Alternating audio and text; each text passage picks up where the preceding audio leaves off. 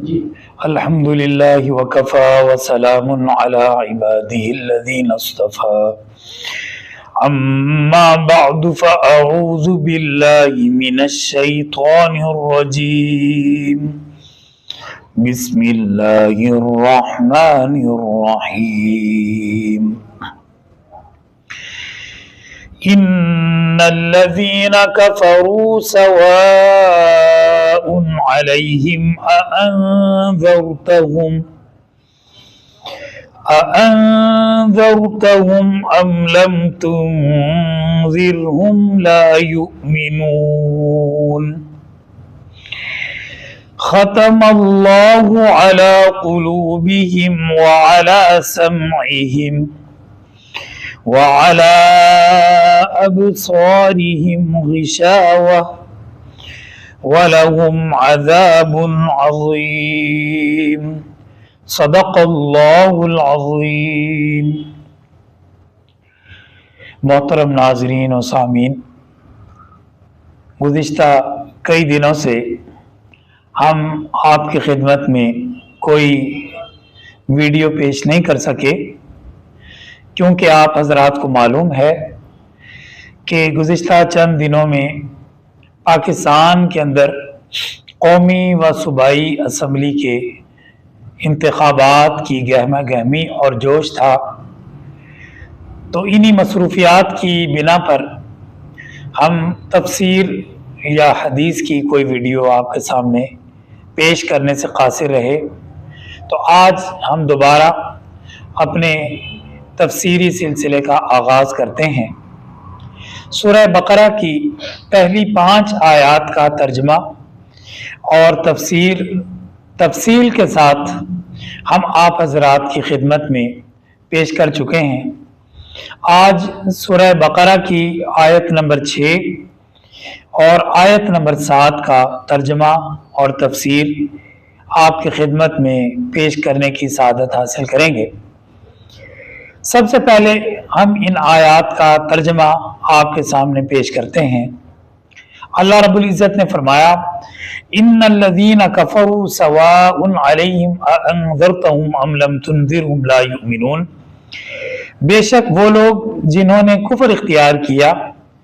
ان کے حق میں برابر ہے، چاہے آپ صلی اللہ علیہ وسلم ان کو ڈرائیں یا ان کو نہ ڈرائیں، وہ ایمان نہیں لائیں گے۔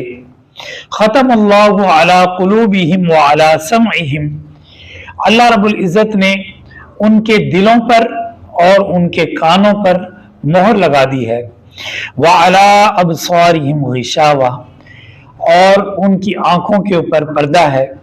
وَلَهُمْ عَذَابٌ عَظِيمٌ، اور ان کے لیے بہت بڑا عذاب ہے۔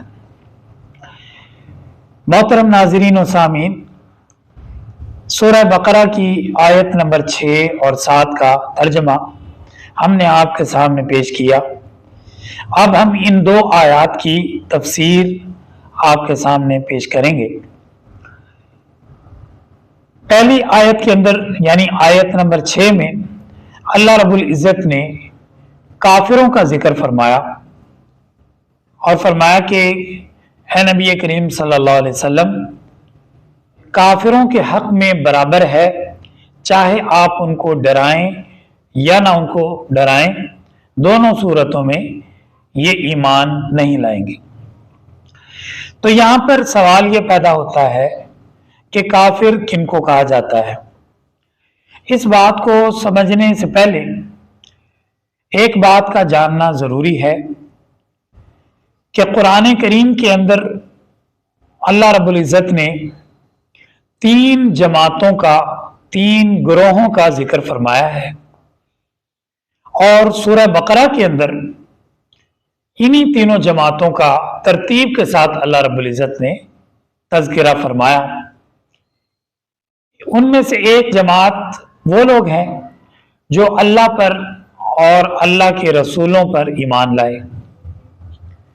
ان کو مؤمنین کہا جاتا ہے، مسلمان کہا جاتا ہے۔ دوسرے وہ لوگ ہیں جو اللہ اور اس کے رسولوں کا انکار کرنے والے ہیں، ان کو کافر کہا جاتا ہے۔ اور تیسرے نمبر پر وہ لوگ ہیں جو زبان سے تو کلمہ پڑھتے ہیں لیکن دل سے تصدیق نہیں کرتے. زبان سے تو اللہ کو ماننے کا دعویٰ کرتے ہیں، اللہ کے رسولوں کو ماننے کا دعویٰ کرتے ہیں، لیکن دل میں ان کے کفر چھپا ہوا ہے. ان کو منافقین کہا جاتا ہے. قرآن کریم میں ان تین جماعتوں کا اللہ رب العزت نے بار بار ذکر فرمایا ہے. سورہ بقرہ کے اندر بھی پہلی 5 آیات میں اللہ رب العزت نے پہلی جماعت کا ذکر فرمایا، یعنی جو مؤمنین ہیں، جو اللہ اور اس کے رسولوں پر ایمان لاتے ہیں، دل سے بھی اور زبان سے بھی اس کا اقرار کرتے ہیں. اور آیت نمبر 6 اور 7 کے اندر اللہ رب العزت نے ان لوگوں کا تذکرہ فرمایا جو اللہ اور اس کے رسولوں کا انکار کرتے ہیں، جن کو کافر کہا جاتا ہے. اور آیت نمبر 8 سے لے کر اگلی کئی آیات تک اللہ رب العزت نے تیسری جماعت یعنی منافقین کا ذکر فرمایا، جو زبان سے تو کلمہ پڑھتے ہیں، زبان سے یہی دعویٰ کرتے ہیں کہ ہم اللہ کو بھی مانتے ہیں، اللہ کے رسولوں کو بھی مانتے ہیں، اور تمام ایمانیات جن پر ایمان لانا ضروری ہے ان کو ہم مانتے ہیں، لیکن در حقیقت ان کے دلوں کے اندر کفر چھپا ہوا ہے. آج دوسری جماعت کا ذکر کرنا مقصود ہے کہ جن کو کافر کہا جاتا ہے. کافر کا لفظ کفر سے نکلا ہے. کفر کا معنی ہے چھپانا، یعنی کسی چیز کو چھپانے کو عربی زبان کے اندر کفر کہا جاتا ہے. اور کفر کی اصطلاحی تعریف یہ ہے کہ کافر اس کو کہا جاتا ہے کہ جن چیزوں پر ایمان لانا ضروری ہو ان میں سے وہ کسی ایک کا بھی انکار کرے تو وہ کافر کہلائے گا، اور ایمانیات میں سے کسی ایک چیز کا انکار کرنا کفر کہلائے گا. تو کافر کی تعریف یہ ہو گئی کہ اللہ رب العزت نے اپنے نبی کریم صلی اللہ علیہ وسلم کے ذریعے سے ہم تک جو تعلیمات، جو عقائد، جو احکام بھیجے ہیں ان سب پر ایمان لانا ضروری ہے. جو ان پر ایمان لائے گا وہ مومن ہوگا، اور جو ان کا انکار کرنے والا ہوگا وہ کافر ہوگا. اس آیت کریمہ میں اللہ رب العزت نے کفار مکہ کے بارے میں فرمایا کہ اے نبی کریم صلی اللہ علیہ وسلم، آپ ان کافروں کو جتنا چاہے ڈرائیں، ان کو کوئی فائدہ ہونے والا نہیں ہے، یہ ایمان نہیں لائیں گے. مفسرین کرام نے اس آیت کریمہ کی تشریح میں ایک اہم نقطہ بیان فرمایا، اور وہ نقطہ یہ ہے کہ اس آیت کریمہ میں اللہ رب العزت نے فرمایا کہ اے نبی کریم صلی اللہ علیہ وسلم، آپ ان کافروں کو ڈرائیں یا نہ ڈرائیں، یہ ایمان نہیں لائیں گے. لیکن اللہ رب العزت نے یہ نہیں فرمایا کہ اے محبوب آپ کے حق میں برابر ہے کہ آپ ڈرائیں یا نہ ڈرائیں، جس کا مطلب یہ ہوا کہ نبی کریم صلی اللہ علیہ وسلم کی ذمہ داری، آقا دو عالم صلی اللہ علیہ وسلم کا فریضہ رسالت اس بات کا تقاضا کرتا تھا کہ آپ صلی اللہ علیہ وسلم اپنی حیات مبارکہ میں نبوت اور رسالت ملنے کے بعد سے لے کر اپنی آخری سانس تک کافروں کو دین اسلام کی طرف بلانے کے مکلف اور پابند ہیں. اور اسی بات کو اللہ رب العزت نے سورہ مائدہ کے اندر فرمایا، یا ایھا الرسول بلغ ما انزل الیک من ربک. اے رسول صلی اللہ علیہ وسلم، آپ کی طرف جو کچھ نازل کیا جاتا ہے آپ اس کو اپنی امت تک پہنچا دیں. اس سے آگے فرمایا فَإِن لَمْ تَفْعَلْ فَمَا بَلَّغْتَ رِسَالَتَهُ. اگر آپ نے ایسا نہ کیا تو آپ نے اپنی رسالت کا حق ادا نہیں کیا. یعنی اس کا مفہوم یہ نکلا कि नबी करीम सल्लल्लाहु अलैहि वसल्लम की जिम्मेदारी नबूवत मिलने के बाद से लेकर अपनी आखिरी सांस तक, जब तक आका दो आलम सल्लल्लाहु अलैहि वसल्लम इस फानी दुनिया के अंदर मौजूद रहे, आप पर ये जिम्मेदारी आयद रही, आप पर ये फरीजा आयद रहा कि आप काफिरों को दीन इस्लाम की तरफ बुलाते रहें, चाहे वो ईमान लाएं या ना लाएं। और इससे उम्मत मुस्लिमा को भी ये सबक मिला कि तुम काफिरों को दीन इस्लाम की तरफ दावत देते रहो। यानी कोई ये बहाना ना करे कि हम एक दफा इनको दावत दे चुके हैं लेकिन इन्होंने दावत को कबूल नहीं किया, हम इनको 2 दफा बुला चुके हैं, 3 दफा बुला चुके हैं। ऐसा नहीं है, बल्कि जब तक जिंदगी है, जब तक इंसान यानी मुसलमान अपनी आखिरी सांस तक दुनिया के अंदर मौजूद है, तो उसके ऊपर यह फरीजा आका दो आलम सल्लल्लाहु अलैहि वसल्लम की विसातत से आयद है कि वो काफिरों को दीन इस्लाम की दावत देता रहे, क्योंकि दीन इस्लाम की दावत देना हुजूर सरवर कौनैन सल्लल्लाहु अलैहि वसल्लम के दुनिया से तशरीफ ले जाने के बाद तमाम मुसलमानों के ऊपर यकसा तौर पर अल्लाह की तरफ से आयद किया गया है इस जिम्मेदारी को कि हर मुसलमान अपनी बिसात के मुताबिक, अपनी हैसियत के मुताबिक इस जिम्मेदारी को पूरा करे और जहां मुमकिन हो, जहां उसको मौका मिले, काफिरों को अल्लाह के अजाब से डराए। तो इस आयत करीमा में अल्लाह रब्बुल इज्जत ने फरमाया कि इन्नल्लज़ीना कफ़रू सवाउन अलैहिम अअंज़रतहुम अम लम तुनज़िरहुम ला युमिनून। ए नबी करीम सल्लल्लाहु अलैहि वसल्लम, बेशक जिन लोगों ने कुफ्र इख्तियार किया है इनके हक में बराबर है, चाहे आप इनको अल्लाह के अजाब से डराएं या ना डराएं, ये ईमान नहीं लाएंगे। यानी मक्का के जो काफिर थे उनके दिलों के अंदर कुफर इतना जड़ पकड़ चुका था और दीन इस्लाम के खिलाफ उनके दिलों में इतनी नफरत बैठ चुकी थी कि उनसे ईमान लाने की कोई तवक्को नहीं थी। लेकिन इसके बावजूद अल्लाह रब्बुल इज्जत ने हुजूर सरवर कौनैन सल्लल्लाहु अलैहि वसल्लम को यह नहीं फरमाया कि आपसे भी ये फरीजा सुबकदोश कर दिया गया है, आपसे ये फरीजा उठा लिया गया है कि आप अपनी उम्मत को इस्लाम की तरफ ना बुलाएं, बल्कि ये सिर्फ एक खबर है, एक अल्लाह रब्बुल इज्जत की तरफ से पेशन गोई की गई है कि ये काफिर जो है आपकी सख्त मेहनत के बावजूद भी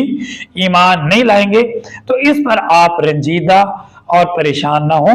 कि मैं इनको दीन इस्लाम की तरफ बुलाता हूँ, ये कबूल क्यों नहीं करते। उसकी वजह यह है कि अल्लाह रब्बुल इज़्ज़त ने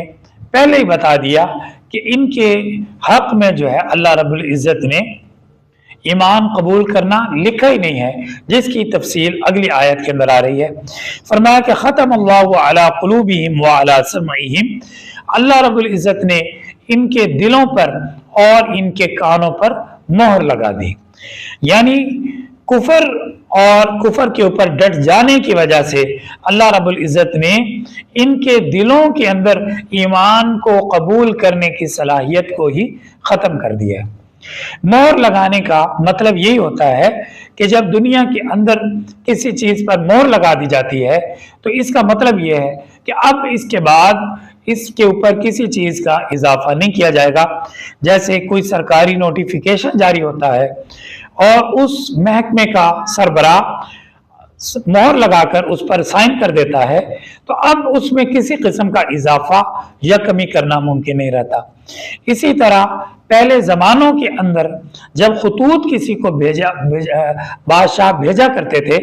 तो वो लिफाफों के अंदर बंद करके बाहर से उसको मोहर बंद कर दिया करते थे, उस पर मोहर लगा दी जाती थी।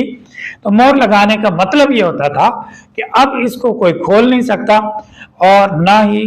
इसके अंदर किसी किस्म का इजाफा हो सकता है, ना इसमें किसी किस्म की कमी हो सकती है। तो इसी तरह यहाँ पर अल्लाह रब्बुल इज़्ज़त ने फरमाया कि अल्लाह रब्बुल इज़्ज़त ने इन काफिरों के दिलों पर मोहर लगा दी है। तो मोहर लगाने की वजह से इनके दिलों में ईमान को कबूल करने की सलाहियत खत्म हो चुकी है। और अल्लाह रब्बुल इज़्ज़त ने फरमाया कि इनके कानों पर भी मोहर लगा दी, यानी ये कानों से हक बात सुनने की इस्तिताअत ही नहीं रखते। यानी कानों से बज़ाहिर इनके कानों के जरिए से इनके कानों में हक बात की आवाज जाती तो है, लेकिन हक बात को सुनकर उसको सही तौर पर समझने की सलाहियत और उसके मुताबिक अमल करने की सलाहियत इनसे सलब की जा चुकी है, क्योंकि इनके कानों के ऊपर मोहर लग चुकी है। और जब अल्लाह रब्बुल इज़्ज़त किसी पर मोहर लगा दें और अल्लाह रब्बुल इज़्ज़त किसी से हिदायत को दूर कर दें और हिदायत की तौफीक उसे सलब कर लें, तो फिर कोई ऐसा दुनिया के अंदर मौजूद नहीं है जो उसको हिदायत अता कर सके, जिसके बारे में अल्लाह रब्बुल इज़्ज़त ने खुद कुरान करीम में कई मकामात पर फरमाया कि मैं युज़्लिलिल्लाहु फला हादिय लह, कि जिसको अल्लाह गुमराह कर दे फिर उसको कोई हिदायत देने वाला नहीं। यानी इनके कुफर की वजह से, इनके इनाद की वजह से, इनकी दुश्मनी की वजह से, दीन इस्लाम से इनकी नफरत की वजह से अल्लाह रब्बुल इज़्ज़त ने इनके दिलों पर भी मोहर लगा दी है और इनके कानों पर भी मोहर लगा दी है। तो अब ना इनके दिल हक बात को कबूल करने की सलाहियत रखते हैं, ना इनके कान हक बात को सुनने की सलाहियत रखते हैं। व अला अबसारिहिम गिशावा, और इनकी आंखों पर पर्दा रख दिया गया है। यानी अल्लाह रब्बुल इज़्ज़त ने फरमाया कि आंखों यानी इनके दिलों पर और इनके कानों के ऊपर तो अल्लाह रब्बुल इज़्ज़त ने मोहर लगा दी है और इनकी आंखों के ऊपर पर्दा है, और पर्दे की वजह से ये हक बात को देखने की सलाहियत नहीं रखते। यानी अब आप ऐसे इंसान का तसव्वुर करें कि जो ना देखने की सलाहियत रखता है, ना सुनने की सलाहियत रखता है, ना बात को समझने की सलाहियत रखता है, उससे ये तीनों सलाहियतें सलब की जा चुकी हैं, तो उसकी और जानवर के अंदर कोई फर्क नहीं रह जाता। वो और जानवर बिल्कुल आपस में बराबर हैं, क्योंकि जानवर जो है बज़ाहिर चीज को देखता तो है,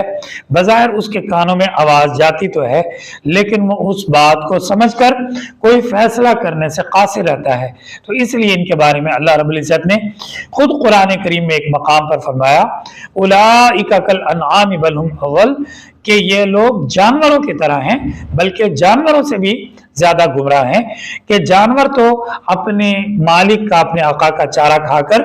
उसकी इताअत करता है, उसकी खिदमत करता है, लेकिन ये लोग ऐसे नाशुक्रे हैं कि अल्लाह की अता करदा नेमतों को इस्तेमाल करके फिर भी अल्लाह की नाफरमानी करते हैं। अल्लाह रब्बुल इज़्ज़त ने पूरी कायनात को, पूरी दुनिया को इंसान की खिदमत पर लगा दिया है और इंसान से सिर्फ एक मुतालबा रखा है कि तुम मेरी इताअत करो, तुम मेरी फरमा बरदारी करो, तुम मेरे हुक्मों के मुताबिक जिंदगी बसर करो। लेकिन इंसान अल्लाह रब्बुल इज़्ज़त की अता करदा बेशुमार नेमतों को इस्तेमाल करके भी अल्लाह की नाफरमानी करता है। तो इस एतबार से जानवरों से भी बदतर है कि अपनी आंखों से हक बात को देखने की सलाहियत नहीं रखता, कि इसकी आंखों पर पर्दा पड़ा हुआ है। हक बात को सुनने की सलाहियत नहीं रखता, क्योंकि इसके कानों पर मोहर लगा दी गई है। हक बात को समझने की सलाहियत नहीं रखता, क्योंकि उसके दिल पर मोहर लगा दी गई है। वलहुम अज़ाबुन अज़ीम, और फरमाया कि इनके लिए बहुत बड़ा अजाब है। यानी ये दुनिया के अंदर बज़ाहिर इनके पास दौलत भी है, इक़्तिदार भी है, इनके पास दुनिया की आसाइश, दुनिया की तमाम सहूलतें इनके पास मौजूद हैं, लेकिन इसका ये मतलब हरगिज़ नहीं है कि अगर दुनिया में अल्लाह रब्बुल इज़्ज़त ने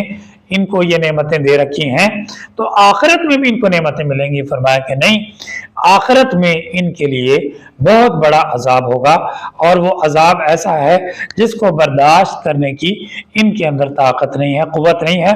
तो दुनिया के अंदर हर काफिर के पास ये मौका है, ये मोहलत है कि अपनी आखिरी सांस से पहले, सकरात तारी होने से पहले कुफर को छोड़कर इस्लाम में दाखिल हो जाए, अल्लाह की इताअत को कबूल कर ले।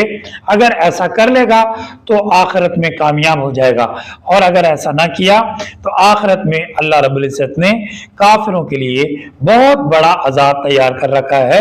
कि जिसका दुनिया के अंदर इंसान तसव्वुर भी नहीं कर सकता और ना उसको बर्दाश्त करने की ताकत रखता है। अल्लाह रब्बुल इज़्ज़त हमें आखिरत के अजाब से महफूज फरमाएं